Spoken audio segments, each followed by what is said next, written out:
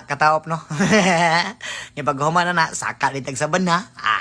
Pakita na mga movement diha kung paano mo kat-kat ang isa ka unggoy diha ba niya. Kuha sa mga prutas nga bisag dili ilaha. Paghuman na kay na uy put. Naitag-iya bay ambak. Yung paghuman na mag-ambak niya adto din may sa kong kubo-kubo diri sa bukid kay kaon to diri balanghoy.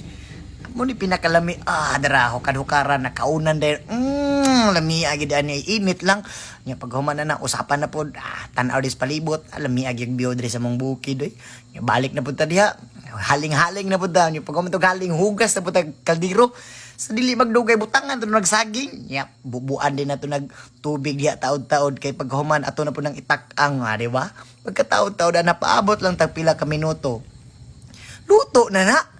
Pagka human na diya, adara, luto na pre.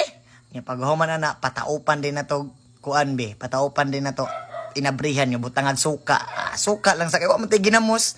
Nya, sawsawan din na to niya. Usapan, kainit, oy, Yung pag human na, kuhaan na to, lubi na po sa silingan. Inumo din na to na dayon. Nya, pakitaan din paano maghimo ka ng kutsara sa lubi ba, para pag lugit, para makaon ni mo tanan. Ya pagtilaw ni mo na kay lami man jud kay na kay fresh from the farm god lami kayo